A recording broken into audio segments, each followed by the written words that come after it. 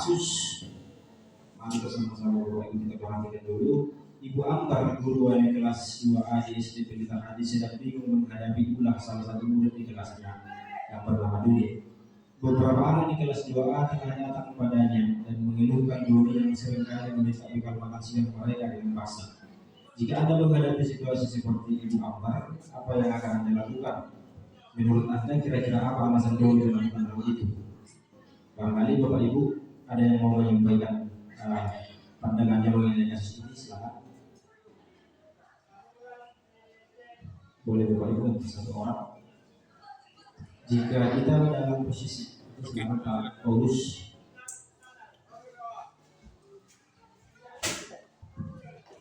Baik, terima kasih atas kesempatannya kepada Bapak Saudarian memberikan waktu kepada kami untuk menanggapi konsep kita yang keempat ya, dengan kasus Ibu Ambar ya Pak Saudarian.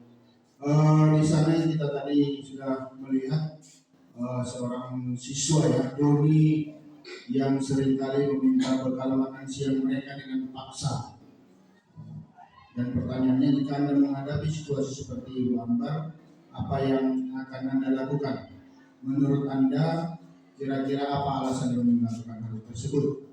Nah, jadi kalau kami atau saya menghadapi siswa yang seperti itu, tentunya yang pertama kita akan cari tahu kenapa si Doni melakukan hal tersebut.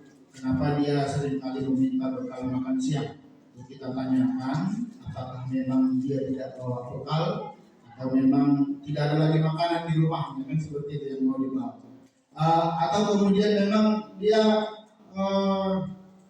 suka dengan kegiatan itu, mengganggu kawannya, atau katakanlah meminta menguasai kawannya, seperti itu kan, menguasai kawannya.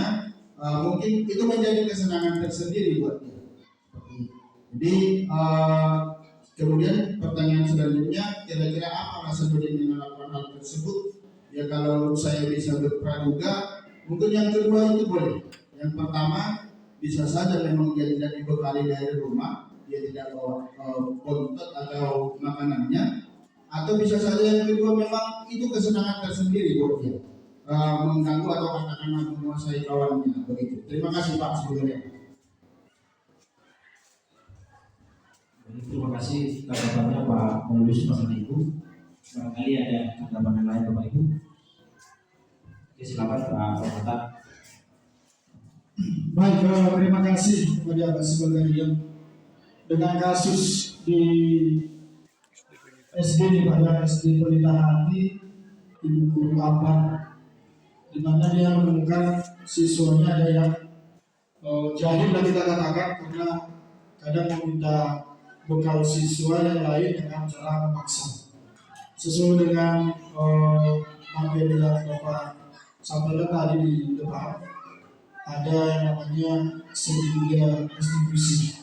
Artinya restitusi itu kembali kepada diri si pelaku, termasuk di sini adalah si Doni. Jadi apabila saya ditempatkan di dalam situasi seperti ini, yang pertama akan saya panggil dulu si korban ataupun temannya si Doni tadi yang dipaksa. Itu yang pertama, untuk mengambil informasi.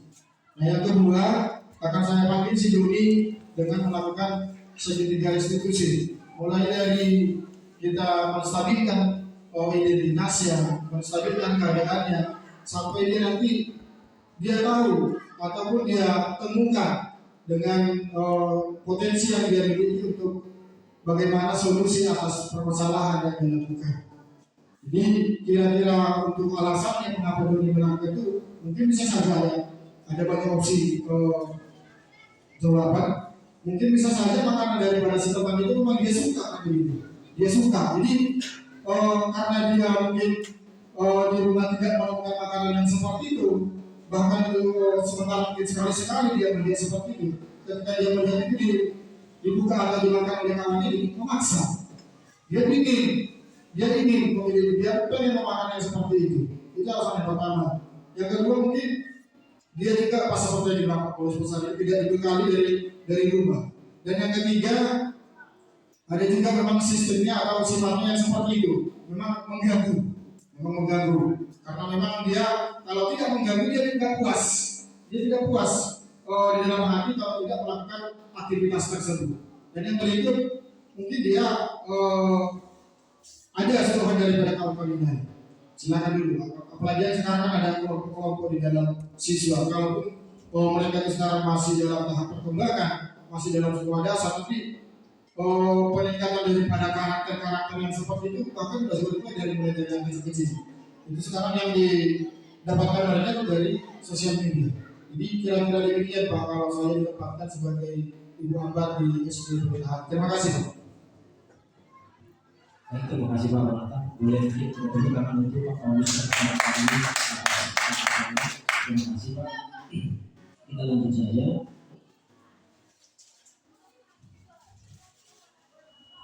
Hal ini adalah kasus ini berkaitan dengan 5 kebutuhan dasar manusia.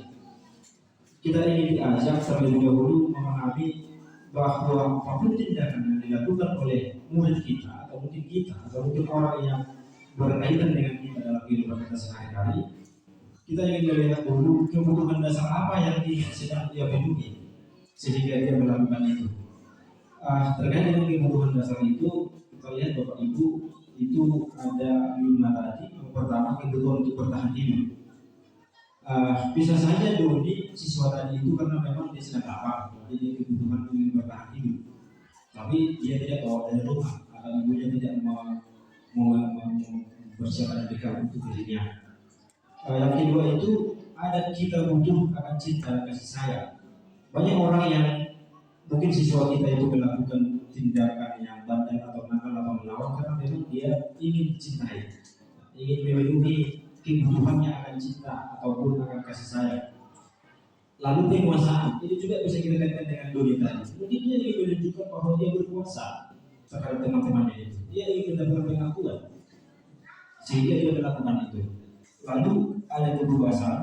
Kita juga ingin bebas. Siswa itu kadang-kadang mau ingin dibebaskan, ingin diberi pilihan, ingin diberi kemerdekaan. Lalu kebutuhan ingin kesenangan atau kebahagiaan. Apa hubungannya kita sebagai guru dengan 5 kebutuhan dasar ini? Ini tadi sudah saya katakan bahwa terkadang kita perlu posisi kita sebagai guru Bapak Ibu melihat sebelum kita menghakimi, sebelum kita menentukan sesuatu itu apakah dia baik, buruk atau tidak, itu kita lihat dulu dasarnya kenapa dia melakukan itu. Katanya bahwa banyak orang melakukan untuk dalam hal pemenuhan kebutuhan hidupnya. Bahkan kadang orang melakukan itu dengan cara yang salah, tidak sesuai dengan nilai-nilai kebajikan universal tadi. Itu sebagai cara dia untuk memenuhi kebutuhan hidup ini, kebutuhan dasar hidup ini. Tidak semata-mata karena memang dia jahat, tidak semata-mata karena memang dia ingin melanggar peraturan, tetapi karena ada kebutuhan dasar yang ingin dia penuhi, yang tidak dia dapatkan mungkin di rumah, ingin dia dapatkan di sekolah. Kalau terkait dengan siswa, maka ini yang perlu kita lihat ke depan Bapak Ibu ya, dalam posisi kita sebagai guru. Konsep yang kelima itu posisi kontrol. Katanya guru itu ada yang berposisi sebagai penghukum, ini posisi kita sebagai guru. Ada yang berposisi sebagai membuat siswa itu merasa bersalah.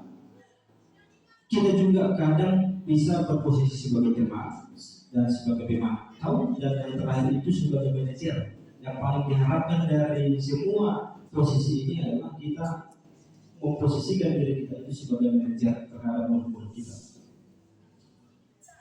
Itu biasanya Bapak Ibu untuk penghukum ini barangkali sering kita lakukan ya, masih ini kan situasinya.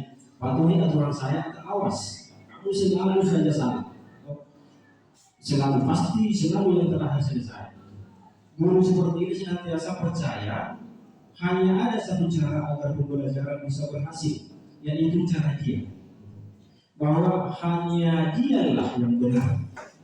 Barangkali kalau saya walaupun saya masih beberapa saat kita bersama-sama di sini, tidak ada kita yang seperti ini, yang memposisikan diri kita itu apapun yang dilakukan oleh siswa itu harus kita nilai dari penilaian kita sendiri bahwa semua yang dilakukan itu salah, pokoknya salah gitu. Kalau salah dimarahi.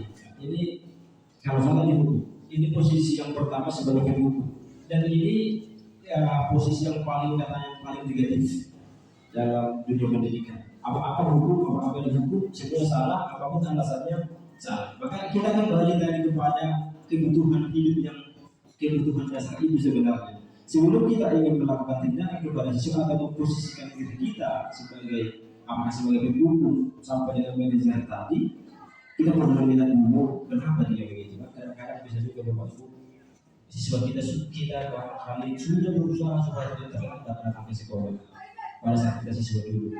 Tetapi karena apa? Bisa saja mungkin karena di jalan ada kendala, atau mungkin orang tua juga pada saat kita ingin berangkat jual berbeda juga, jadi kita terlambat dalam sekolah. Artinya siswa itu bisa saja itu bukan diinginkannya, gitu ya. Dia terlambat bukan karena keinginannya. Tapi kadang kita sudah sampai di sekolah, lalu guru kita langsung menyuruh kita terus terlambat, terus menit. Padahal jangan bayangkan masih belum itu. Jadi ini posisi penghukum yang seperti ini yang perlu coba kita pahami perlahan. Datanya sesuai dengan ini yang penggerak ini. Ini posisi yang pertama sebagai penghukum. Kita belajar menghindari Bapak Ibu. Posisi yang kedua adalah membuat orang merasa bersalah. Ini pun sering kita lakukan di kelas. Dan di juga di Bapak main gitu ya. Butuh orang dia. Ini pun tidak baik sebenarnya. Membuat siswa itu merasa bersalah. Di sini dicontohkan ibu sangat kecewa sekali dengan kamu. Berapa kali Bapak harus memberitahu kamu ya? Gimana coba kalau orang tua kamu tahu kamu berbuat begini? Di posisi ini murid akan memiliki penilaian yang buruk tentang dirinya. Mereka merasa tidak berharga dan telah mengecewakan orang yang disayanginya. Jadi efek negatifnya. Dan ini sering kita lakukan juga ternyata. Dan kalau kita berdasarkan pada murid ini, itu sesuatu yang arahnya negatif juga ternyata dalam hal perkembangan itu sendiri. Membuat dia merasa bersalah. Misalnya dibentuk aku yang dibentuk anak dibentuk aku yang marahnya tangan istirahat. Sebenarnya itu kurang baik, gitu ya. Selanjutnya Bapak Ibu, posisi sebagai teman. Tadi kan yang pertama kita posisi guru itu ada yang sebagai penghukum, sebagai pembuat merasa bersalah, baru sebagai teman. Jadi ayo bantulah demi Bapak. Ini mungkin kita ada yang memiliki pengalaman seperti ini yang menjadikan murid itu sebagai teman. Tapi ini ada kalau guru di posisi teman katanya bahwa murid akan tergantung pada guru tersebut dan hanya akan bertindak untuk guru tertentu dan tidak untuk guru lainnya. Ini sebagai dampak yang negatif kalau kita memposisikan diri sebagai teman. Mungkin guru yang lain karena tidak kompak, itu bukan gurunya, hanya guru yang saya itu teman saya.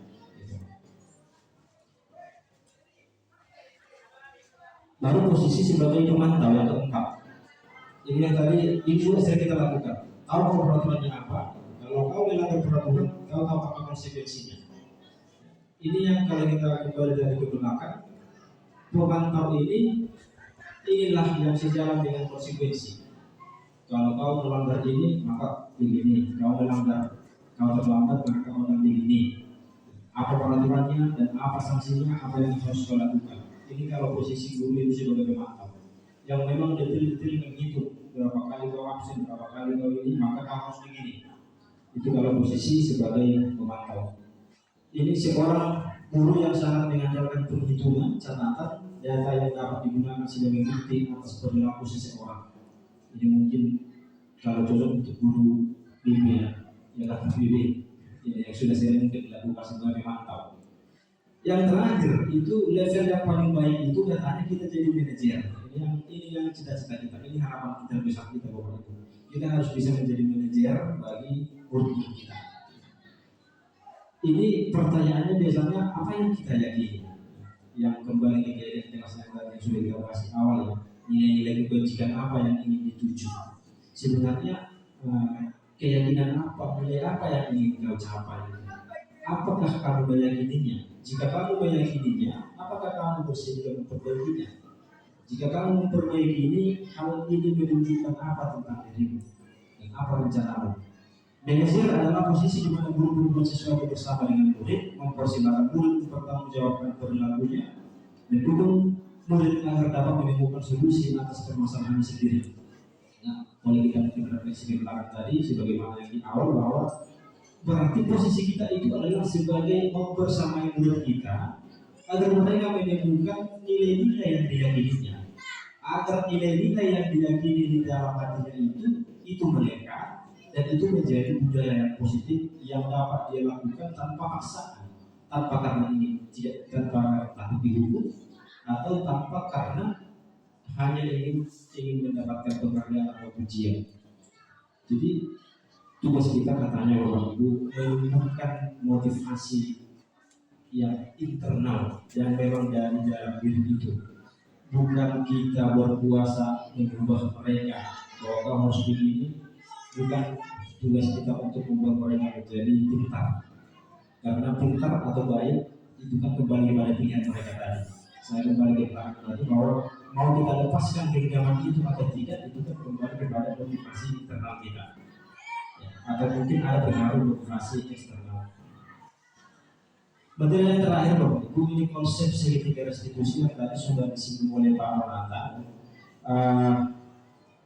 Tadi kan kita posisi kita sebagai manajer yang diharapkan, bukan pengukur, bukan membuat merasa bersalah. Jadi teman boleh, jadi teman ataupun boleh, tapi yang paling baik itu adalah jadi manajer. Di dalam kita ingin menjadi guru yang memposisikan diri sebagai manajer, sebenarnya ada yang konsep yang ditawarkan dari kita Bapak Ibu. Saya pun baru tahu ini setelah mengikuti guru penggerak. Mungkin Bapak Ronata dan Pak Paulus sudah sangat memahami ini mengenai segitiga restitusi ini. Ini konsep yang ditawarkan di dalam pendidikan guru penggerak bahwa kalau menjalankan posisi sebagai manajer, mari kita lakukan restitusi ini, segitiga restitusi ini. Yang pertama tadi sebagaimana saya sampaikan Pak Ronata ya, validasi tindak bukan menstabilkan identitas terlebih dahulu. Nanti bisa kita lihat video di sini Bapak Ibu ya, bisa jelaskan bagaimana itu menstabilkan identitas, bagaimana yang posisi kita memvalidasi tindakan yang salah dan menanyakan keyakinan.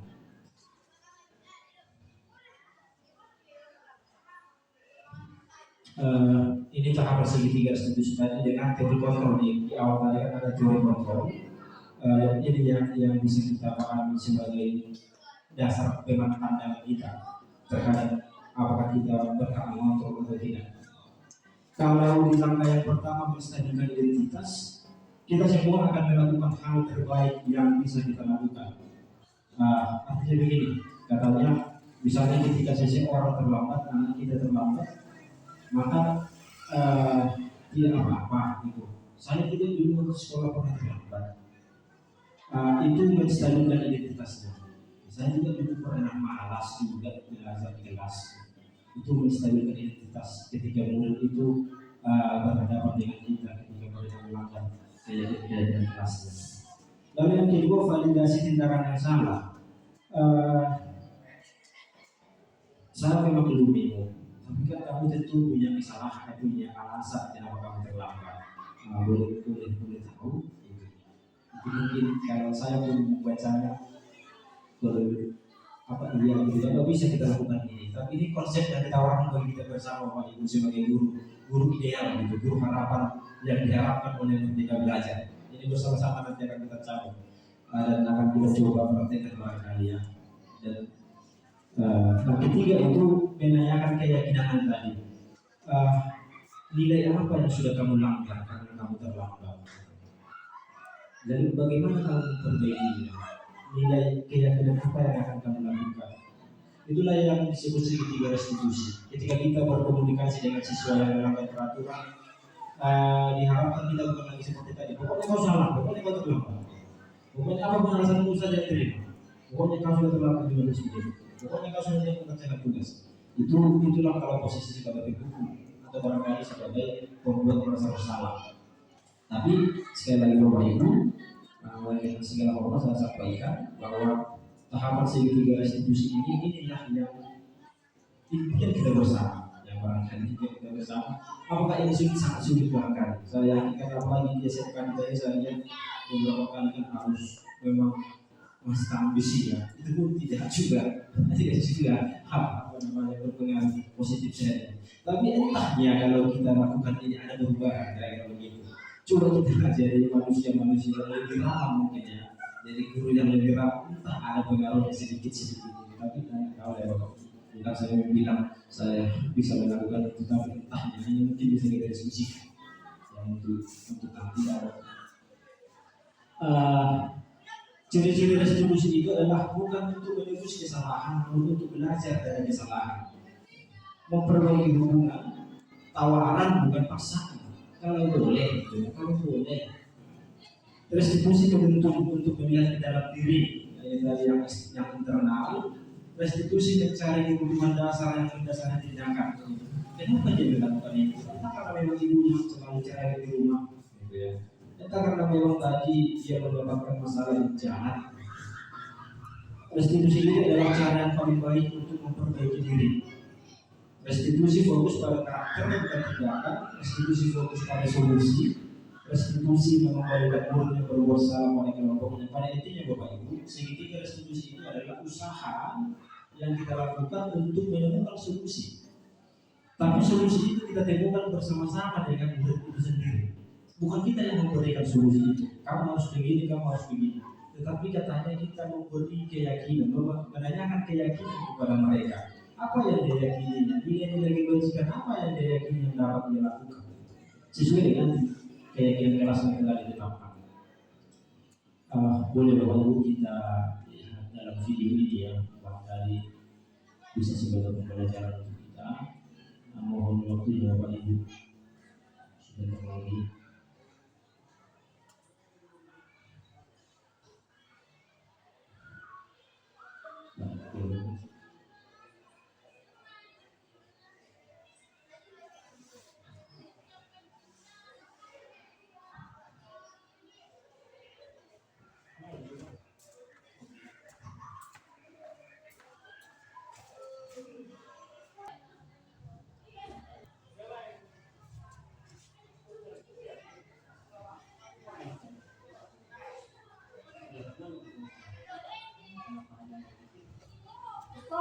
Banget. Terus aku dikatain blok Pak. Ya aku marah lah. Aku balik ke TK di dekat kelas. Banget. Oh begitu. Ya pasti kamu marah kesal. Maka juga akan marah apabila ada yang lupa. Kemudian pada saat itu kamu melakukan apa? Ya saya harus memakai TK lah Pak. Banget. Saya betah-betah dia depan teman lain. Oh begitu. Pasti kamu melakukan itu karena satu alasan tertentu. Iya lah, ini kan diam aja Pak. Ya saya bela diri lah. Masa saya dibuka fitnah? Ya mau juga mempertahankan harga diri itu sesuatu yang penting. Kalau kamu tidak ditinggalkan Iya Pak. Mungkin saya masih bisa dan hanya meminta saya. Dan mungkin padahal saya pasti bela diri lah. ya pasti ya. Tapi kamu memilih untuk tidak berbuat lebih parah lagi. Sekarang sudah terjadi tindakan kamu yang melakukan tindakan kamu itu kira-kira sesuai dengan keyakinan atau prinsip kamu tidak? Jadi keyakinan atau prinsip kamu yang sesuai dengan keinginan kamu.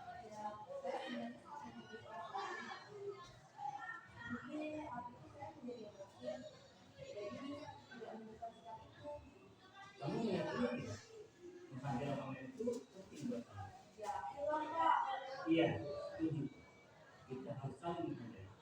Namun ada juga keyakinan yang tidak seperti yang perlu kita jadikan. Apabila kita sedang marah, Ya, saya bisa lebih aktif mulai dengan diri sendiri. Saya bisa jadi lebih sabar, kira-kira kamu bersedia memperbaiki masalah ini tidak? sedia Pak. Kalau kamu memperbaiki masalah ini, kamu akan menjadi orang saya akan menjadi orang yang bertanggung jawab kali ya Pak. Dan satu aku Iya. Menurut kamu bagaimana rasanya menjadi orang seperti itu?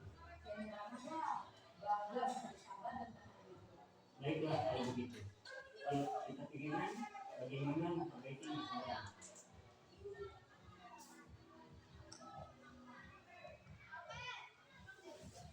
Membantu itu ketika kita bareng menjalankan segitiga institusi terhadap murid kita yang barangkali melanggar berbagai aktivitas yang sudah disiapkan. Itu sesuatu yang membutuhkan kesabaran ya. Barangkali saya lagi saya katakan itu anak kita yang dapat kita coba-coba bersama, belajar bersama kita berbagi. Sebelum kita mulai barangkali ada kita diskusikan bahwa kita sedikit satu pertanyaan atau dua pertanyaan kalau ada. Karena materi kita sampai di sini saja. Oke, silakan Pak.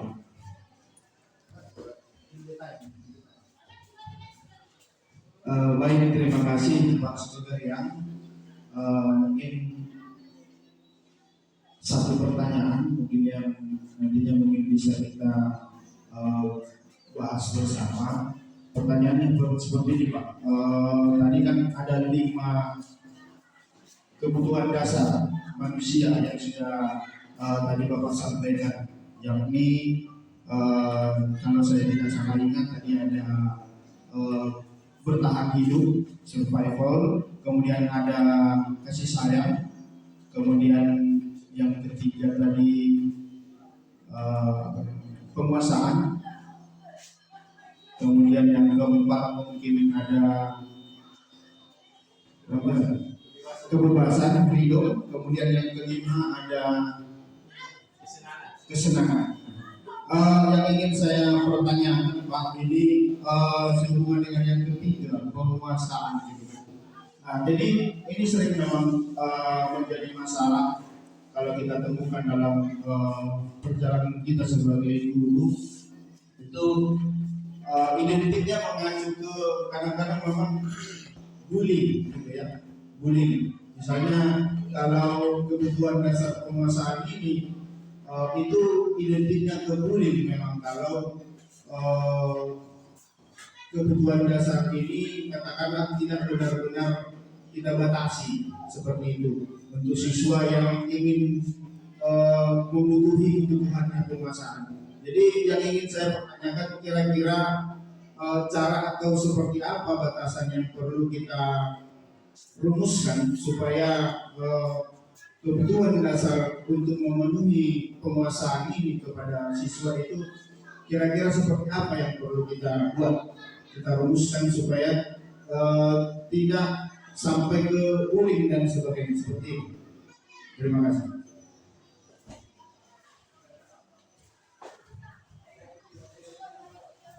Terima kasih Pak untuk bahan diskusi kita bersama yang kita diskusikan bersama. Barangkali ada tanggapan dulu dari Pak Pernata.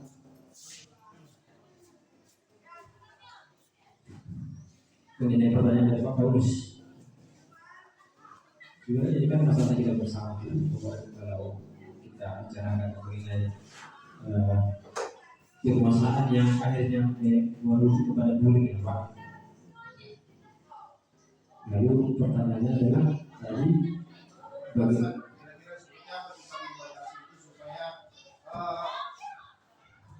kita dalam memberikan kebutuhan dasar tadi penguasaan itu, tetapi ke arah yang negatif tadi, bullying itu tidak sampai ke sana. Oke Pak, ini kalau yang saya pahami ya bersama ini kan kebutuhan dasar ini sebenarnya sebagai acuan bagi kita bahwa supaya kita tidak cepat menghakimi, supaya ini juga sebagai rumusan bagi kita untuk bertindak ke depannya kepada murid-murid itu. Tapi yang pasti sebagaimana yang saya dapatkan dari fasilitator kami itu fasilitator dan struktur menyampaikan begini. walaupun segitiga restitusi berjalan, tetapi sebaiknya konsekuensi tetap ada. Tetap ada konsekuensinya bahwa dalam orang yang melanggar peraturan atau yang melanggar kode kelas itu ada juga konsekuensi yang harus diterima oleh setiap yang melanggar keyakinan itu.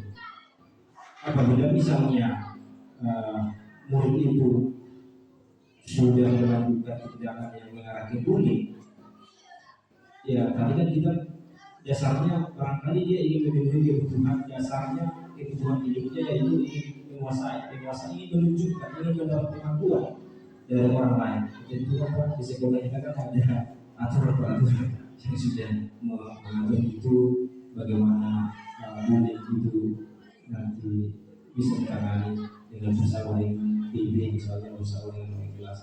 Kalau urusannya, kalau untuk yang di sekolah makanan juga sepertinya gitu, itu program itu. Tapi intinya kebutuhan dasar ini sebagai acuan bagi kita untuk melakukan tindakan supaya kita tidak, supaya ada ragu-ragu bagi kita, jangan terlalu mudah, artinya jangan terlalu mudah menangkap. Yang pasti yang salah tetap harus mendapatkan konsekuensi, walaupun dalam penanganannya kita menangani segitiga restitusi dengan cara segitiga restitusi. Bukan berarti segitiga restitusi tanpa hukuman. Segitiga restitusi itu tidak tanpa konsekuensi, segitiga restitusi itu tetap ada konsekuensinya. Gitu ya Pak ya. Ada mungkin Pak Maulana. Baik, kalau terkait dengan bullying, relevansinya dengan kebutuhan dasar manusia, ya termasuk penguasaan ya. Ini di sini perlu kita lakukan hal yang pertama kalau menurut saya itu gunanya adalah asesmen diagnostik. Menurut saya, mengapa saya katakan demikian? Karena peserta didik ketika kita sudah melakukan asesmen diagnostik awal, ini semua ada di dalamnya, mulai dari identitasnya, mulai dari hobinya, keinginannya, bahkan riwayat penyakit juga ada di sana. Jadi di awal juga kalau sudah kita tahu bahwa si siswa itu memiliki sifat, karakter, ataupun hobi, minat, bakat di awal, ya itu tugas wali kelas yang pertama sekali sebagai bintang pertama itu mengarahkan, melihat, bahkan juga memfasilitasi si anak tersebut. Contoh, kalau si anak tersebut contohnya seperti di kita ya, dia SMK tadi, dia suka adalah main game, dia suka main game, hobi main game karena di asesmen dia sendiri. Jadi bapak ibu guru yang masuk ke sana dimaksimalkanlah, dioptimalkanlah untuk membuat kuis itu berupa permainan game. Tapi bentuknya adalah pendidikan. Nah, kira-kira begitu. Itu langkah awal mungkin yang bisa kami berikan pendapat, yaitu dengan melakukan diagnostik awal, asesmen diagnostik. Terima kasih. Terima kasih Pak Alata. Terima kasih untuk terus.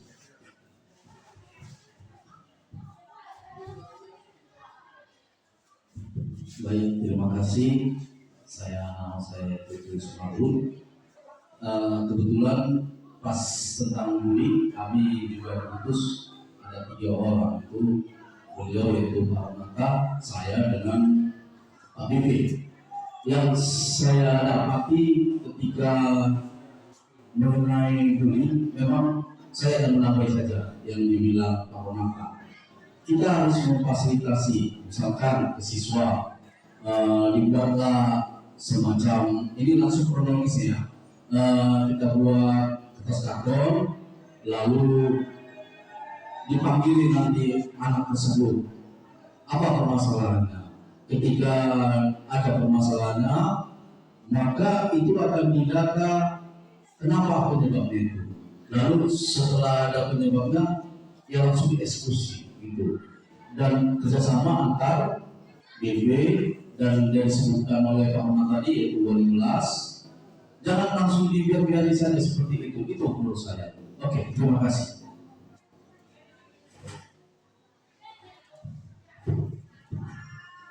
kasih Pak Tulus. Barangkali mungkin bisa kita kasih kesempatan Pak Paulus, Pak Ronaldo dan Pak Tulus. Tanggapannya. Terakhir Bapak Ibu, barangkali ada yang bisa memberikan refleksi ya. Refleksi itu materi yang paling menarik perhatian menurut saya. Yang kedua, hal apa yang mengubah paradigma saya yang saya dapatkan. Saya akan menjadi pendidikan seperti apa setelah mengikuti sesi ini. Dari sisi ini saya mau itu.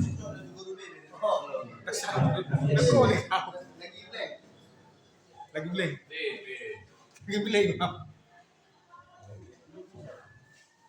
Saya dulu, saya baik.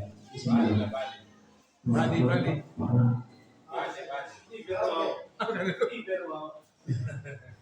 Baik, kalau terkait untuk refleksi daripada sosialisasi budaya positif di sekolah kita pada hari ini, materi yang paling menarik buat saya itu adalah segitiga restitusi, karena memang dari dulu juga memang ini yang saya laksanakan.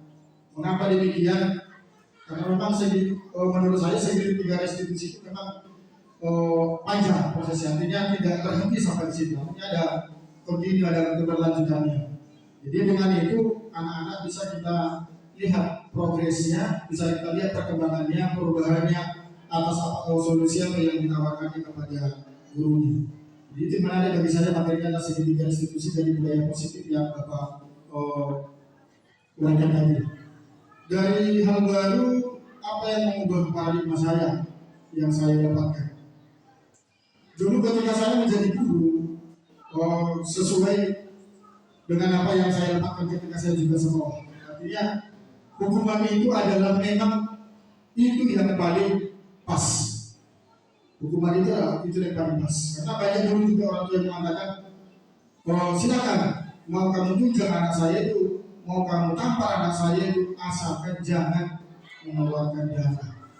Yang penting untuk kebaikan. Jadi masih ada namanya untuk penyelesaian masalah itu adalah dengan memberikan hukuman. Itu yang masih dulu yang saya belum saya menjadi guru. Jadi saya lakukan. Tapi setelah materi ini saya dapatkan, saya membuat di dalam diri sebagai komitmen untuk mengubah paradigma itu. Nah, paradigma yang baru yang saya lakukan yaitu kembali kepada murid, kembalikan kepada dirinya untuk membuat solusi-solusi yang lebih baik atau win-win solusi yang lebih baik lagi untuk dia lakukan demi kemajuan pembelajaran. Yang berikut, saya akan menjadi pendidik yang seperti apakah setelah mengikuti sesi ini. Permintaan saya dan di dalam konsep diri saya akan menjadi pendidik yang bersikap seperti posisi manajemen. Bersikap seperti manajemen. Tidak sebagai teman, tetapi akan tetap saya laksanakan posisi yang lain. Tetapi akan saya nampakkan dan akan saya paling dominan yang akan saya lakukan adalah posisi sebagai manajer. Terima kasih. Baik, terima kasih Pak Ronaldo. Setelah refleksi ini, pengetahuan dari Bapak Ibu satu lagi, boleh nambah. Oke, Bapak Ibu, demikian yang dapat saya kepada ini mengenai ini kebetulan tugas di jurusan tempatnya dalam pendidikan guru pemula. Tapi mungkin sedikit sebagai penutup dari saya, Bapak Ibu, saya juga pernah begini kepada instruktur di beberapa hari yang lalu saat kami virtual. Apakah sudah ada bukti bahwa segitiga restitusi itu memang berhasil? Kan ibu itu sudah menalang buana dia kan instruktur di Demokrat. Mungkin ada bukti yang ibu bisa sampaikan bahwa segitiga restitusi ini memang mampu untuk menemukan solusi bagi murid. Tapi jawabannya hanya sederhana begini, Pak, perubahan itu tidak terjadi begitu saja. Itu bahwa bukan berarti kita sudah melakukan segitiga restitusi maka siswa masuk berubah. Bisa saja perubahan terjadi 10 tahun ke depan, 5 tahun ke depan, dan mereka mengingat kita. Mereka mengingat apa yang kita lakukan hari ini. Baru mereka sadari itu di entah 10 tahun ke depan. Dari sikap kita mungkin yang ramah kepada mereka, yang membawa mereka solusi, bukan mendukung, yang memberikan mereka kebebasan untuk berpendapat atau apapun itu, tetapi setidaknya Mari kita lakukan sebagai tanggung jawab kita sebagai guru, dan mudah-mudahan ada perubahan di perlahan, perlahan-lahan barangkali. Mohon maaf Bapak Ibu, saya bukan guru ini, saya bukan apalagi mohon maaf kepada Bapak berdua yang Pak Paulus sama Pak Nata yang sudah lebih dulu mendapatkan materi ini. Atas kekurangan yang telah saya sampaikan atau mungkin ada perkataan saya yang melebihi kapasitas saya mohon maafkan. Saya bukan dalam posisi awal di sini, ini hanya posisi kita berbagi karena ini tugas dari pendidikan guru di Bolu Surabaya. Demikian Bapak Ibu, terima kasih atas waktunya.